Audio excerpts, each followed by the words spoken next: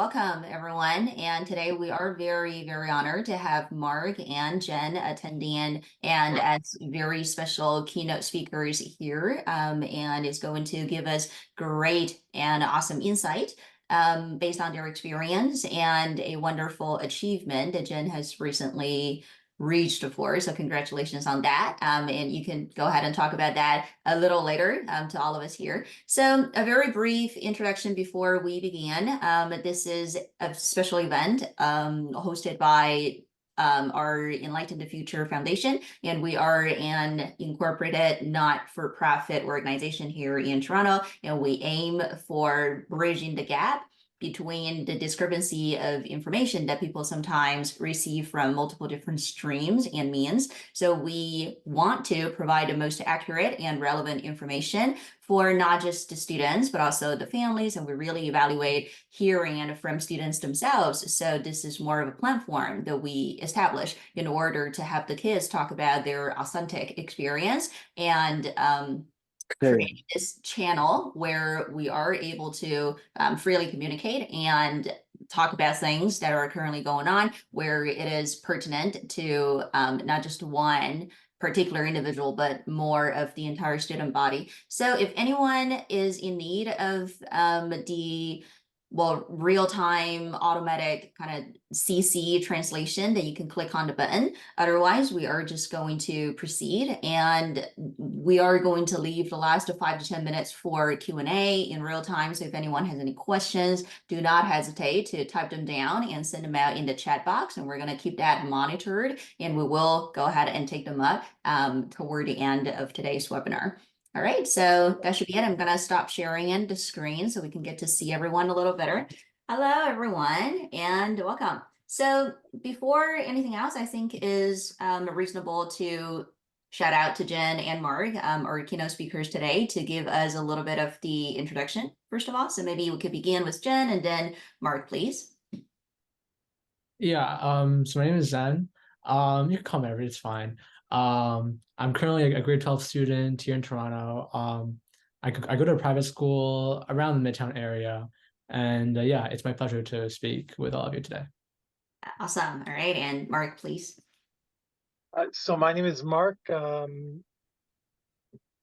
What to say about it? I've been a teacher for a long time, and I've been a college professor for a short time, and I've been working for Kate Language for about 4 years now, and found it a wonderful experience. My most pertinent question is, I want to know if Zen accepted the invitation that he received. Yes. Great. Yeah. So it's a wonderful, awesome achievement. And something that I happened to learn about was that Jen and Mark had a special bond, and then you guys were pretty close and constantly very passionate about history related subjects and discussions. So I think that is also one of the reasons of why we invited both of you here to talk a little about the academic passions and the pathways leading forward or down the road. So I think there are more of people who are interested in related conversations. So we can have some meaningful conversations today and hopefully provide some more useful insight for people who are also probably thinking of applying to the UK, or who are also an history enthusiast or very passionate about it, but not so sure of how the ins and outs work. So we can go ahead and provide a little more insight about that. Great. So first thing first, maybe for Jen would be to give us a little more of your background as well as the context of why thinking of the UK in the first place. Well, there are a lot of schools and over the continents, but why UK in particular? I think the predominant narrative here in North America is that a lot of people do go down to the States. And obviously, I did also apply to the States. But the UK, I guess, always resonated with me because, first of all, like as someone who likes history, comparatively speaking, I think Europe in general has a longer and more profound history than, I guess, places in North America. At the same time, I also had the great opportunity to actually visit the UK and Oxford and actually be there for a while. Around September of like 2 years ago, when I attended the the award ceremony for the John Locke essay competition, and that was a great opportunity for for me to walk around the place and meet some interesting people, and I guess the general academic atmosphere of it really enticed me. So yeah. It's great. It's good to know that. And then the next follow-up question for you, Jen, and also for Mark as well, would be what sparked the light bulb for history? I mean, I think that's something, well, one of the interesting questions that we can ask about is what sparked your profound academic interest in history? I think first of all, like starting from my dad, he definitely had a predominant influence on me in that regard. I guess also for myself at the same time, when I was younger, I guess like during my final years of elementary school and I was going to middle school, um, I liked reading a lot of books and like a lot of people at the time. I also read like Percy Jackson and all that stuff. In which case, that really got me interested in like learning more about Greek mythology, which then led me to read about I guess more historical aspects as well. That's awesome to know about. And Mark, about you? I think that would go back sometime, but it would be interesting to Are know. you asking about my interest in history or Yeah. about Zen's talent for it? Well, if you want, you could go ahead and touch on both.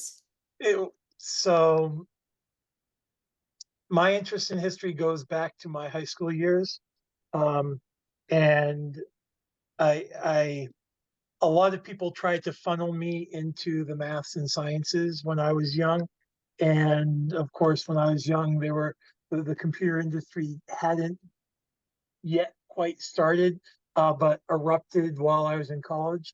Um, the thing about history is people are a lot more complex than mathematics. And, no matter how many different ways you learn how to solve a variable, the solution is always the same. But when you start delving into history and the stories and the narratives that people create, there is no end to the depth, and there are layers upon layers upon layers, and there's always something new to learn, and always a new way to look at something that you already have learned. So it doesn't get old, it doesn't get stale. So that's what I always liked about it. As far as insights into working with Zen, and I will be greatly honored if he becomes a historian, but he's a gifted writer. I'm sure that I'm going to read books that he writes someday. Um, and that I will be, prominently displaying them on my shelves. Um, History gives people material to write about when thinking in the vast nebula of fiction can be amorphous and are nebulous. And so it's a good fit for Zen in that he anything that comes across that he wants to read comes from a historical time and space, and anything that he wants to write about fits into that. And like I said, he's extremely talented. So I'm not surprised that many places are looking for him. Mhm.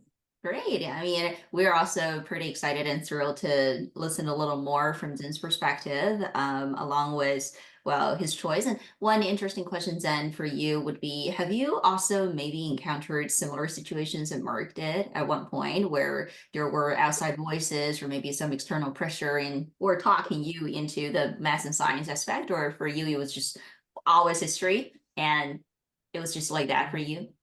That's an interesting question because there were like a lot of friends around me. I would say around like grade 10, grade 11. A lot of them who got interested in like studying medicine to either like become like a veterinarian, Mm. um, a veterinarian, or like a doctor, or to go into biology and all of that. But I think for the most part, I was pretty adamant about what I wanted to do. And looking back now, I think that was probably a good thing because even though there were a lot of people who were, I guess, going with the crowd to do these things, a lot of them actually ended up coming back around and realizing that it perhaps wasn't the best for them. There was also a time when I had a lot of friends around me who wanted to go into business, and because like as a means to make money, and like for a while I did grow slightly curious, so I tested it out by going to a summer program at the University of Columbia, where I attended a course on social entrepreneurship, which mixes like the humanities with business. in which case I then became resolved that, perhaps business is not for me. So I think that's a great way to test things out as well.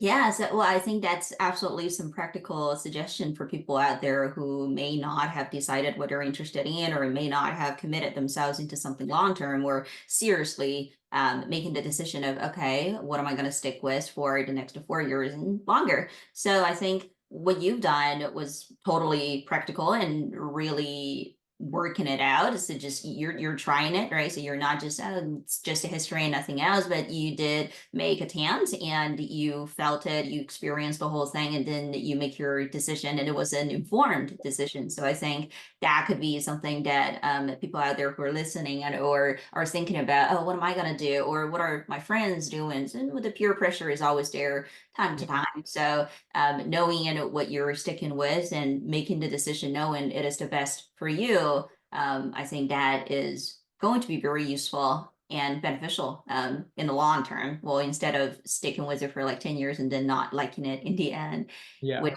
happened too. Yeah, so that I think the next part we can go into the UK admission side a little because well you have the experience. You said you applied to the States as well, and then you applied to UK, and with that we know that the UK time, like the application timeline, is a little different from the US side. So if you could go ahead and just explain a little of the overall timeline and how long it took you, and what are some of the differences that you noticed immediately from the US side compared to the UK side, that'll be greatly appreciated. Yeah, so I think first of all, it comes to notice that obviously every school has a different timeline, and this is a question best reserved for your counselor. That being said, as like a general guideline, um, when I applied for Oxford, Oxford has a generally quite early due date around October, in which case they'll be mostly looking at your grade 11 grades that matter the most.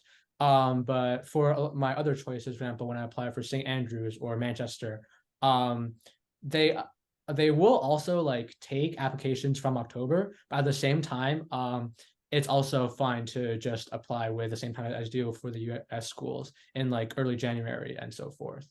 Um, at the same time, I feel like also that in generally speaking, the UK schools are more academic oriented as opposed to like valuing more well-roundedness and extracurricular activity involvement, which is often cited when you're applying to the schools in the States. When I applied to when I was doing my UCAS application, it didn't really matter a lot of the other things I did, for example, like sports or arts and stuff like that. Um, there was a short section about it on my personal statement, but for the most part, I was still committed to my academic pursuits and talking about what I did within the field of history as a student.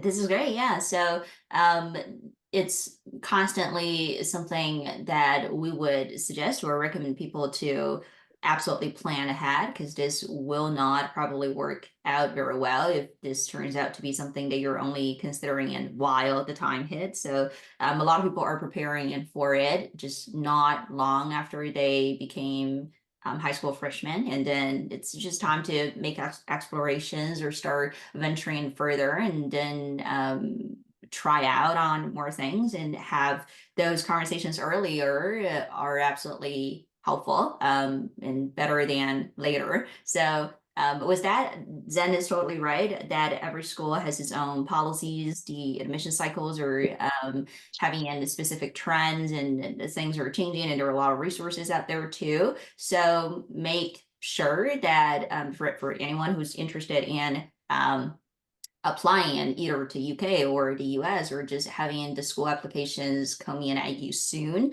make sure that you're doing your quote unquote homework well, and then know where you're going and what are you applying for.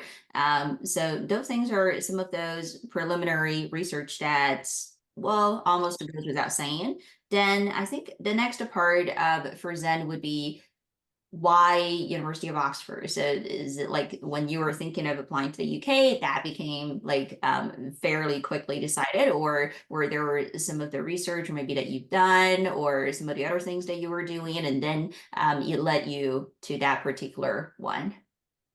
I wish I could say that I did like, very like in-depth research, but unfortunately that was not the case.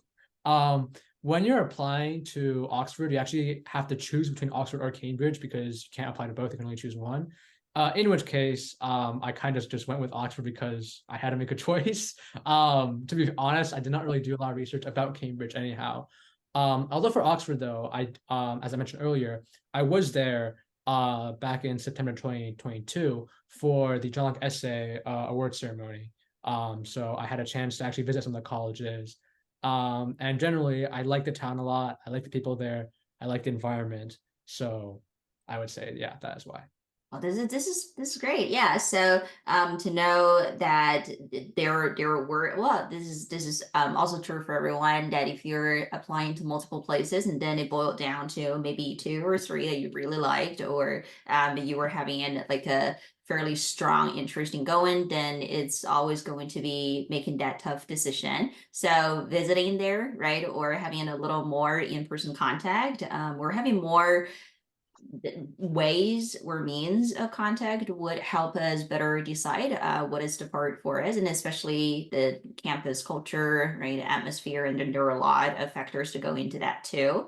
And then the next one that I'm interested in asking, and this is again will be for both Zen and Mark, are any kind of like, because once again, right, Zen and Mark were like working together for quite some time. So were there specific memorable moments throughout this academic journey where, for example, Zen had delved deeper into a particular field, or what were some of the discussions that maybe you and Mark were having and that were pretty memorable, or any events like that, or specific memories, like from both of your perspectives? That'd be interesting to hear because, you'll give us a better idea, or maybe a little more insight on what really does the like learning and extensive learning in history look like.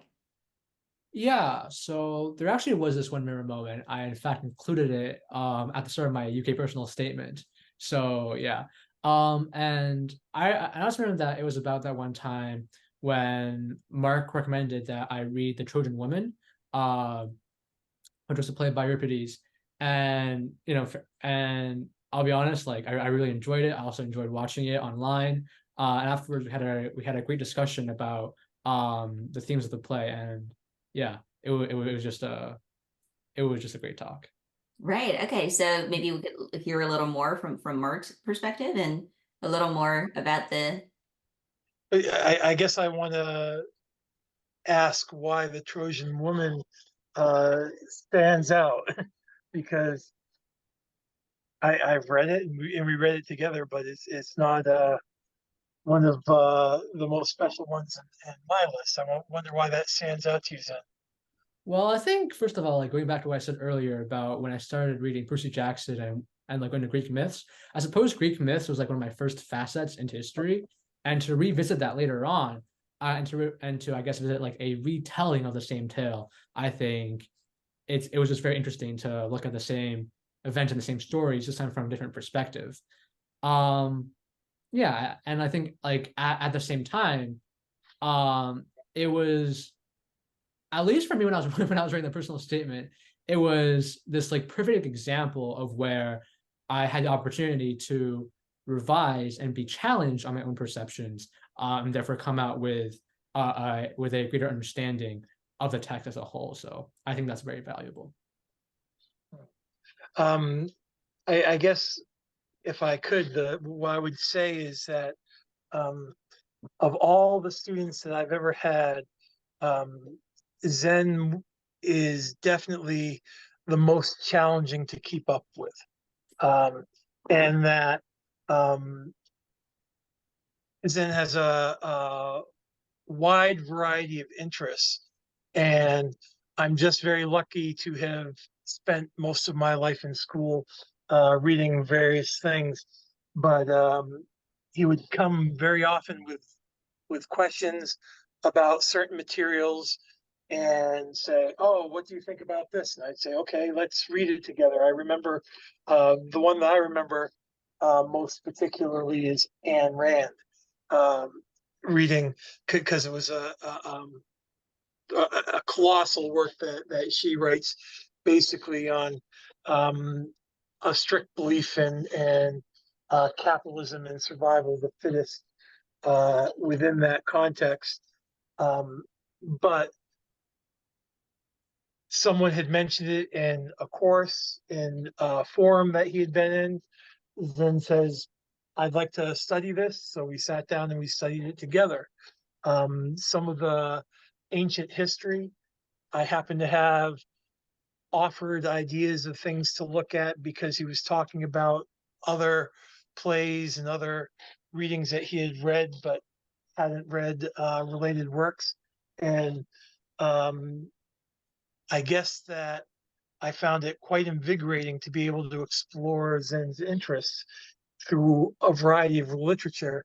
And I think that he's probably already read more in history and the classics than most undergraduates who are getting ready to graduate with their bachelor's degrees right now.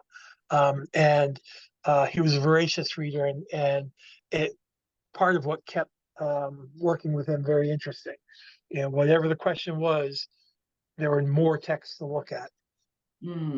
Right. It sounds like it's almost kind of like a journey of self-discovery. Well, you go ahead and then get contact with various different materials, and then they get you start thinking, kind of like a chain reaction, and you have your own perceptions challenged while you also have interesting material to give out, or the input and output. Sounds very interesting. And with that, I think another just like an interesting follow-up question would be, have we ever thought of the other road or the other possibility? So in what sense, for example, Zen and Mark, did history learning and studying shaped you personally? Like, have you maybe figured or maybe realized that there was a moment, oh, history has actually changed me, not just that this is something that I learned for years or my interest, but it actually has changed me personally, or maybe the way of how you think or the way of how you perceive other things now? Just whichever one. If you have something to, well, go ahead, and then you can go ahead first. I think for one thing, it's definitely perhaps made me a more resilient person, if that makes sense, because I feel like a lot of times when I'm facing challenges, I can always think back on, not just like past personal experiences when I've had to face challenges, but also, I guess, historical tales of people facing challenges, in which case I'm better able to relate to people of the past. And also, that, since the sun comes up every day, nothing bad is really going to happen. Sure. Yeah. History definitely teaches tolerance like that. Yeah. So with that, right? Yeah. Sorry, Mark, go ahead. I would like to ask because I'm not sure whether it's accurate or not, Zen, but I remember a few years ago looking into the John Locke Institute writing competition, largely because you wanted to do some self-exploration, some independent study, and we didn't really have a solid outline of exactly what you want to study. And I said, why don't we try entering this competition? And I know that you entered it twice, and that you were commended both times that you entered and invited there. And I wonder if when you're my age, you'll look back and say, if I just because I wrote this essay is why I ended up going to Oxford, and whichever direction your career goes once you step there, I'm sure that experience is going to change you tremendously. I wonder if just deciding to enter that one competition has set you on a path. And I guess I'd ask that to you. Perhaps, I mean, it is a great possibility, and I do believe that, attending the John Locke competition and going there for the award gala has definitely, I guess, had a great impact on me. So I would say yes. Great. Yeah. I mean, possible opportunities, and it was a lot of time, great things or great achievements were sparkled or ignited by unnoticeable things or seemingly unnoticeable at the time. Maybe it was just something that you were doing along the way where it was like an interesting opportunity. It seems unexpected, but maybe later down the road we would figure out that, oh, everything's actually connected, right? So the planted something there, and then years later or immediately after, you were seeing harvestation or you're seeing some fruition, which we're always interested in, and it's something great to reflect on. Then, right, the next part that I would like to go ahead and ask you both would be any suggestions or advice for people who are also interested in stepping on or embarking on a journey of history learning. Zen, maybe you could go ahead and talk about from like a student's perspective, and then Mark maybe could touch on a little more for, from your instructor's perspective, like the preparation or maybe any kind of foundation that a student needs to have in order to thrive and be successful in the long run. So maybe Zen, you can get started whenever you're ready. I think definitely one thing is that you probably want to take initiatives in the field of history and demonstrate your interest. Not, I guess, not purely just for the sake of applying to schools, but also, I guess, for your own benefit. Of taking these opportunities where you perhaps be able to like learn more about history and also have fun yourself. For example, I attended the John Like Ice competition, to actually do this, and I also had a lot of fun, talking to people at the award ceremony and meeting other like-minded people, as well as I feel like I had a great journey of intellectual discovery when I was writing the essays. At the same time, I also tried out other things. For example, for a while, I briefly participated in a history bee competition, which was, yeah. So I think in general, just take these opportunities, take these initiatives, not purely for the sake of, I want to put this on my resume, but also for the sake of, I want to have fun. Totally. Yeah. A lot of people are doing it now just for quote unquote utilitarian reasons, Yeah. because they want to, their resume to look good, or they want that to add some advantages, maybe or maybe not. When people are having that kind of purpose, just very targeting and toward what they were doing, sometimes they lose the genuine side of it and may not end up very well. So, Mark, what do you think? What would make or help some students prepare better if they are also interested in this, but maybe hesitant for various reasons? What could be some of the beginning suggestions that you provide? Oh, well, if you like reading and you like writing, this is a great field to be in. And if you don't like to write and you don't like to read, then there are other great fields to be in as well. But you know, if you love stories, this is a great place to be. The thing that I tell all of my students, I probably don't have to tell to any of your audience, that the number one thing I tell students coming in at the undergrad level is start studying languages. The more languages you know how to read and how to speak, the more diverse your body of literature that you can look at will be, and the greater your career in history. And all the different fields that connect to it, whether you want to go into diplomacy or law or, business, languages will help you everywhere. Right. But I'm probably, preaching to the choir on that because all of my students here are bilingual. Yeah, that seems to be like a new norm now. It's hard. It's kind of hard to find someone who does not know anything about another language. There's always something, like even if the kids or people who are not fluent in a different language, they know something, or the exposure is always there. So it's interesting. Come to America, they're everywhere. Right, yeah, the melting pot.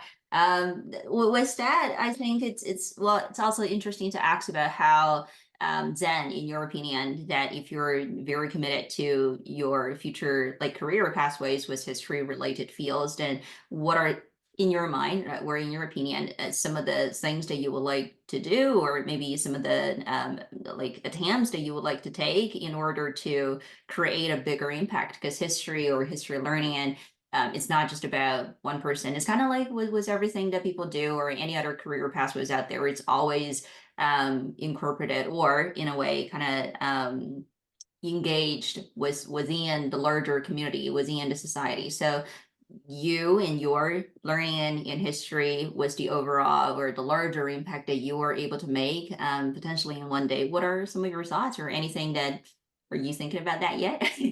I can't say I'm like completely focused or completely clear about like my career path or anything like that. But if I were to like say anything about it right now, I think probably two things. First of all, I do want to continue doing research, similar to like, what I did, let's say if it's like as a competition, or sometimes what I do for other, I guess, independent research projects that come up in school or elsewhere. It's something that I enjoy doing, where, I get to learn new things and write about and share about it, and share it to, the wider world.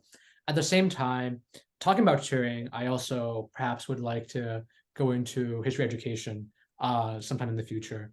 Um, I would love to, yeah, spread my passion, spread my knowledge to other people as well. That's legacy right there, which is amazing, and to have seen how it has emerged at your age and was I do believe that the history learning has made you a very comprehensive person, very inquisitive by nature, of course.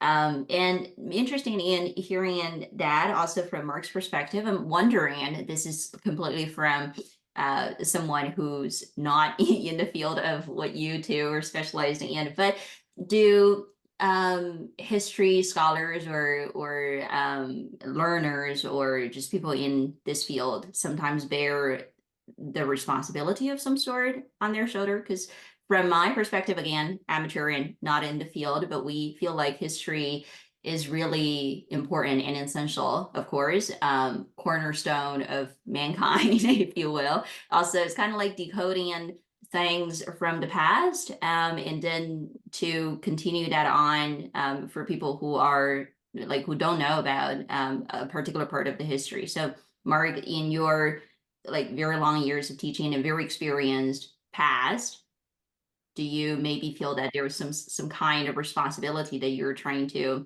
carry on? Well, the father of history, von Ranke, said that history is the study of the politics of the past. But I think that that's not really true. It's writing the past in the process of deciding the politics of the present. And that when you look at what historians do, they're really trying to assign values for society today or argue the values of society today, whether in the way that they're judging past events. What do we think about the environment? What do we think about war? What do we think about relations between people? What do we think about relations between society and religion and all these other things?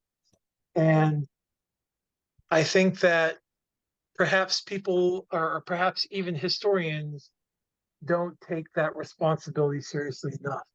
That there are people that identify very, very deeply with their national or their civic or their community history in a way that really makes the way that people act in the world. And, that historians should be responsible for envisioning a world that's better for all of those actors. I think.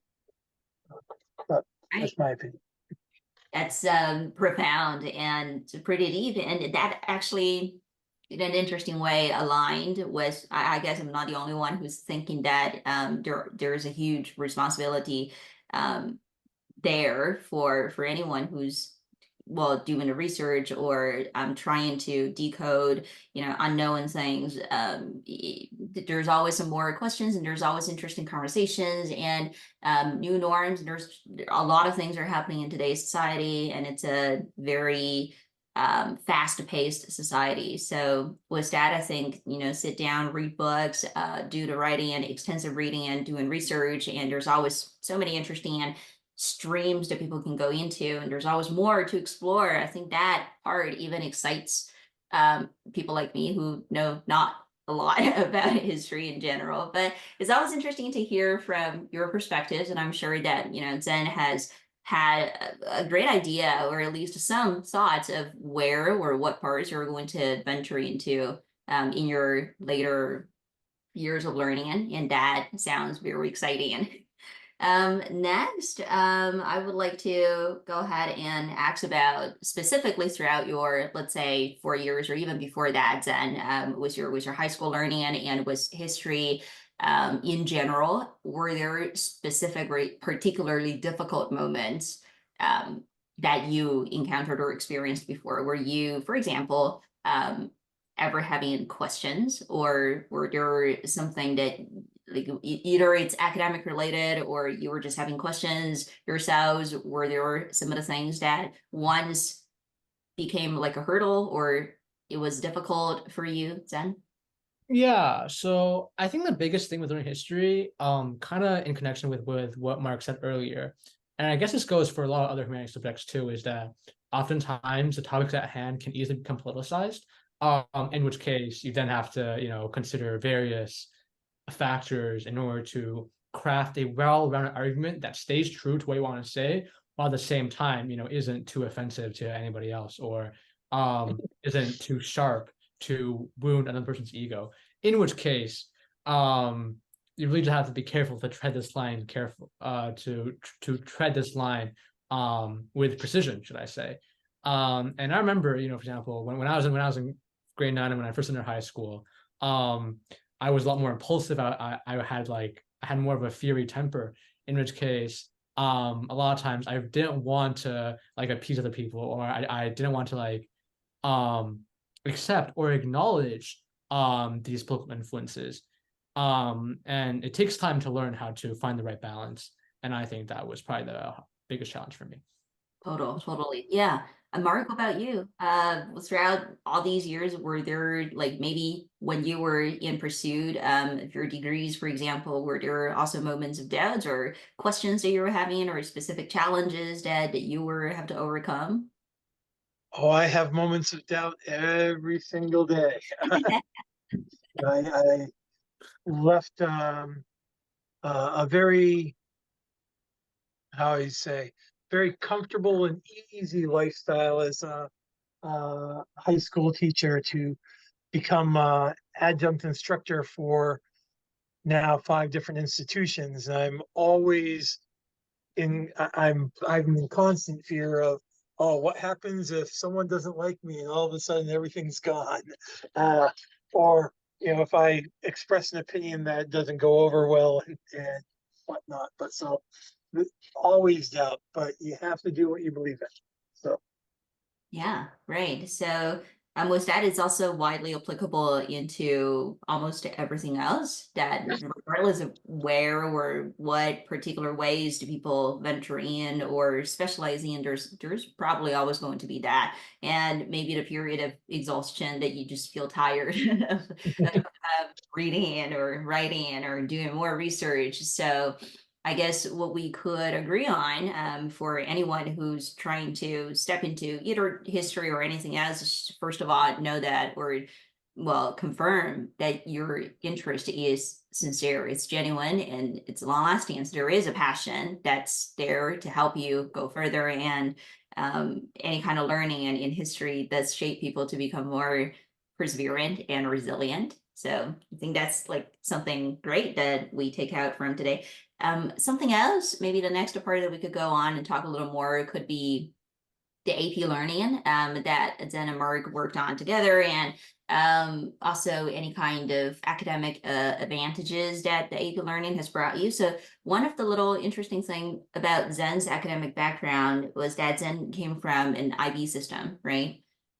While at the same time you challenge yourself with multiple APs, was that right? Maybe you could go ahead and give us a little more on that. But that AP plus IB, it sounds intense. I'm sure that it is very intense. So maybe Zen can go on and give us a little sharing on both of that, and then how maybe the additional AP learning has brought you maybe new insights or some academic strengths or advantages in either your applications or just in general the learning part. Yeah, so first of all, I can't really say that the APs were too difficult for me because for the most part, the tests that I took were all in the subjects that I liked, in which case if I'm doing something that I enjoy, then I can't really say that it is, too exhausting or too difficult. Um and of course, when I'm applying to UK schools, UK schools don't really account for the AP tests. That being said, I still do believe that intellectually speaking, I was able to learn a lot from these classes.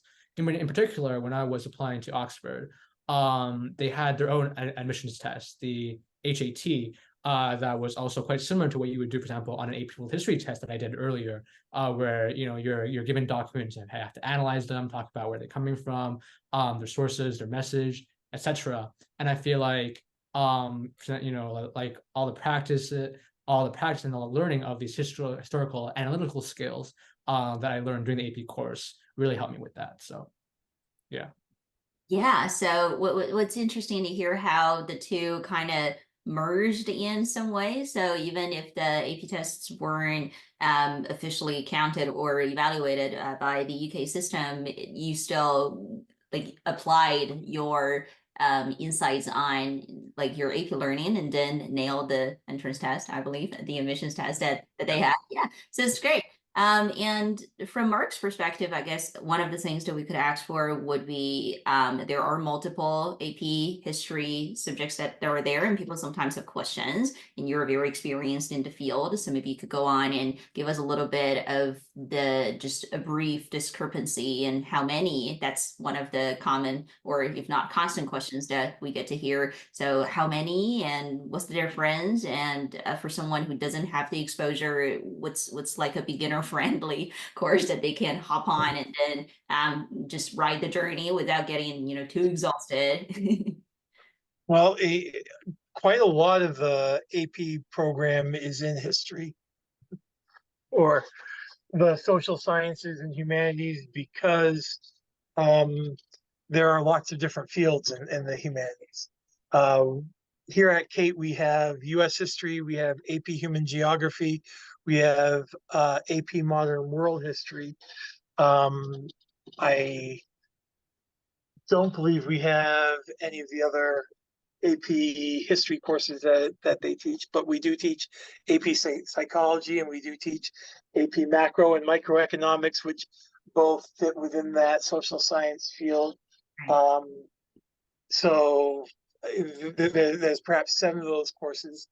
Um, One of the things, to piggyback on what Zen said um, about the IB and the AP kind of competition. They're almost like two different curricula that have been fighting for the brightest minds, at least in North America, for about 20 years. Um, and I'm not personally a big fan of standardized tests, even though I teach people how to do very well on them. Um, and that's my goal.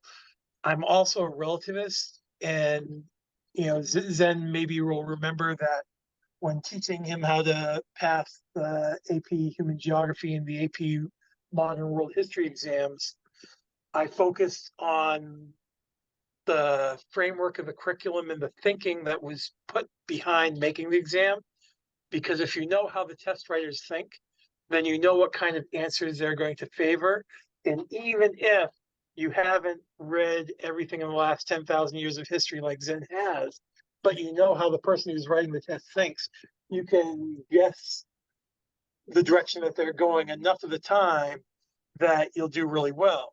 Now, if you learn how to think in the mind of the test writer, then you can sit down and take the IB curriculum out and say, oh, what are IB test writers going to think like? You can look at I'm not sure what, I missed the name of the test that Zen said he had to take for the history program at Oxford, but you can go back and look through the curriculum that they're proposing and think through what kinds of questions that they're going to ask. I know I tell my undergraduates, to do what I did. When you walk into a department, the very first thing that you should do is look up all the books that were written by all your professors and read them all so that you know what the best thing that they've ever had to say is before you walk into their classroom. Um, and it's the same strategy. If you understand how people think when they create these exams, then you'll do well.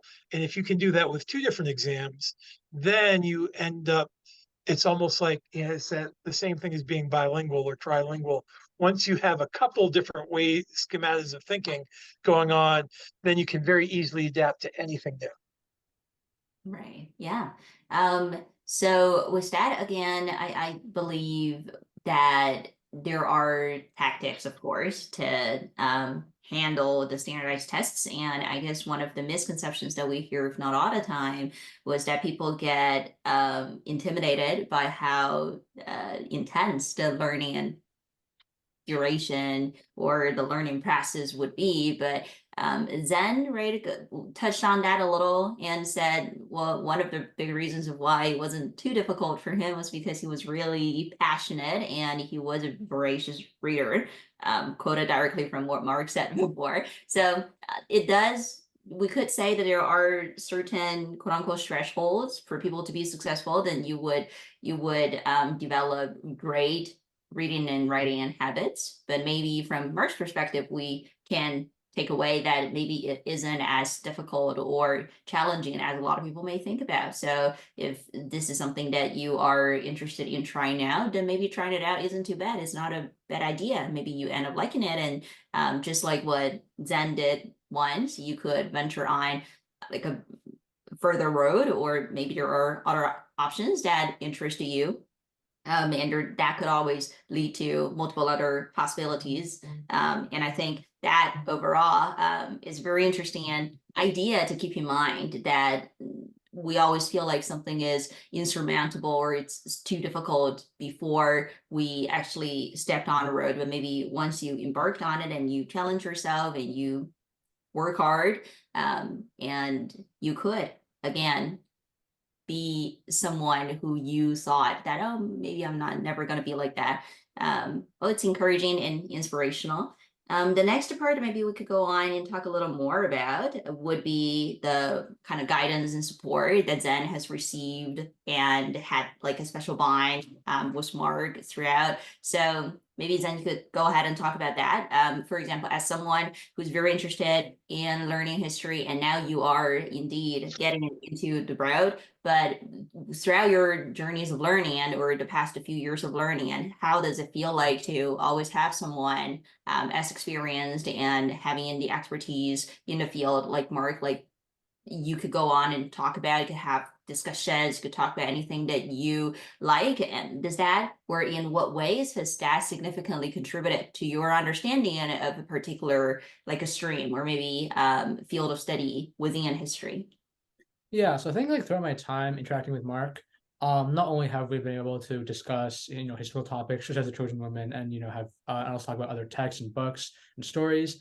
I think another very valuable part of the bond that I had with him was that I also felt confident and also felt safe, for example, to talk to him about perhaps some my other elements in my personal life. And as throughout, I guess, a lot of people's high school years, they'll always encounter numerous challenges, whether they be academic or personal. And Mark was a great tutor to guide me through all of that. So yeah, for that, I am very grateful. Maybe we could also hear a little from Mark's perspective of having that connection with students, and then always be there. And maybe the connection went beyond just a regular class time. Zen, like I mentioned, has a mind that is fabulous and is working on dozens of very interesting projects at any given time. And so in order for me to keep abreast of all the things that he wanted to learn, took quite a bit of homework. But it was tremendously rewarding. And it was very interesting to see the kinds of things that he was working on in different classes. Very often I felt like a peer reader more than an instructor, where, he's got this 15-page paper on Russian history that he's writing for some other instructor. And Russian history is not my expertise. I know that there is a Russian, I know where it is, and I that used to know where the line between Russia and the Ukraine was, but that's changing every day now. Um, and so it gave a lot of different ways to have conversations. I hope that my conversations were helpful to Zen. My insights and comments were. Um, but like I said, he's an absolute fabulous student. And from the perspective of a teacher, when you have a student who's genuinely interested and that energetic, you can't say no to, their question. Oh, you want me to look at this? I have to, and because it really is worth it. Yeah, well, I think what Mark and Zen has demonstrated here is kind of like textbook teamwork between, like a really ideal relationship. It's kind of friend-like and then also instructor student-like, but I think maybe Zen is also setting an example of how students can always feel well comfortable and appropriate to reach out should you have any questions, or it's always interesting to have deepened the bond and the connection between you and your instructor or the mentor or anyone who's helping you either for the academic side of it or maybe for personal questions, or there's always someone to talk to and there's always someone to turn to, and having that primary point of contact is always beneficial for both sides. As we could hear from what Mark was just talking about, it was a tremendous journey, I believe, not just for Zen on the one side, but also Mark is having an interesting time and really enjoy the moments that they've spent together. And together, it's what we get to see of how we have wonderful results now, but also the deepened interest, well, for the history study as well. So I think this is something that we could encourage students to reach out or step out a little more. Many of them are having that fixated mindset of only talking to my teacher throughout the 2 hour class time, or not really feeling comfortable to reach out or not so sure what to do when I'm having questions. That happens a lot, I believe, and many people could have a little twist in their mindset and knowing that it's not really something that is that intimidating. And in fact, just as Mark said, when you have someone who is so energetic and so genuinely interested in the field that both of you are so interested in, just can't say no. I think that's something great and interesting to take away. Do any of us have final remarks or maybe some other comments that you would like to leave before we sign off? Mark or Zen?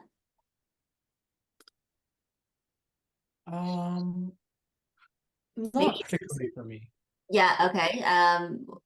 Maybe any well suggestions or kind of words that you would like to leave with students who maybe, for example, like grade 10 and then or grade 11 started to get in contact with history, but not yet taking in other steps. Are you saying that there is something that maybe they can take a look at, or maybe documentaries or books that you would recommend, or something that you feel like check that out, probably you'll like it? I mean, I know this multiple times, but I mean, the journal essay is always a good opportunity. Um, at the same time, maybe look towards, I guess, more I guess other opportunities closer at home. For example, school clubs are always a great way to express yourself and also further your academic interests. At the same time, like there are a lot of things out there where I wish I would have done earlier. For example, publishing some of your writing is something that I wish I would have done earlier, but when I actually went to do it, it was like too late. So yeah, like maybe if I had the confidence to do that earlier, then that would have been better. Yeah, that too. Great. Oh, good to hear. Mark, what about you? Any like this thing to look at or recommend? I still want to ask Zen the first question I asked coming in. Did you accept the appointment to Oxford, and have you declared a major, and is that what you're going to go do? And Well, I applied for the history major because the program is 3 years, in which case I will be going directly into the history program. unlike schools in the United States, where I suppose they give you 1 year to figure out what you want to do first. So you are going directly into history. Excellent. Yes. Any specific field, or is it history at the bachelor's level, and then you choose a specific area of concentration later on? I will have the opportunity to choose from a wide range of courses, at least when I'm still going for a bachelor's degree. So yeah, Okay. And you did choose Oxford. yes. Oh, very, very good. Well, congratulations. Thank you. Congratulations. Indeed. Major kind of like a milestone event in life, and it's something that you can be very proud of for your life too. It's so great. Overall, I think that would mark the wrap point for today's sharing. We've heard a lot, respectively, from Zen, from Mark. We've talked about various different conversations that we had regarding the like whether or not people should comply with peer pressure, or maybe take that brave step of following your heart and chasing your passion.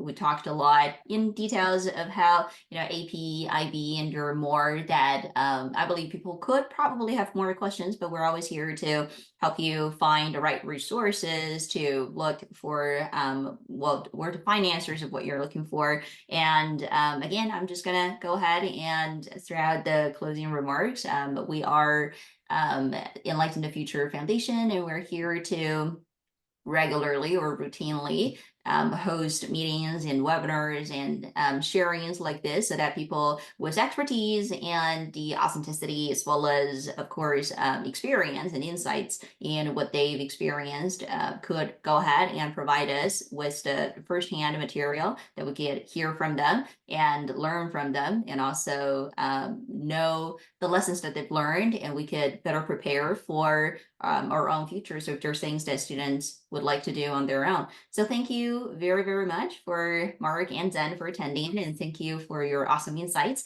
I believe that it will be very helpful. And this, again, I guess the one last thing that I could say is not that everything that we talked about here only applies for history, but a lot of those materials that we discussed today could also be widely applicable for almost anything that people are interested in. It's career preparation or major selection, or how to apply for schools, do your research, and what about the courses that you're taking, and what system you come from, what curricula are challenging or not. So there's always tons of conversations that we can have in regard to that. So stay tuned, and there's going to be more interesting webinars just like this one that come out in the future. And I'm hoping that maybe in one day we can invite Zen and Mark to come back and then to talk about the progress that we've seen and in the future years. So I'm looking forward to that, and I'm hoping to having the pleasure of talking to you soon. Thank you so much. Thank you so much. Thank you so much. Had a great time. So that will be it. See you soon. Bye bye. Thank you. Bye.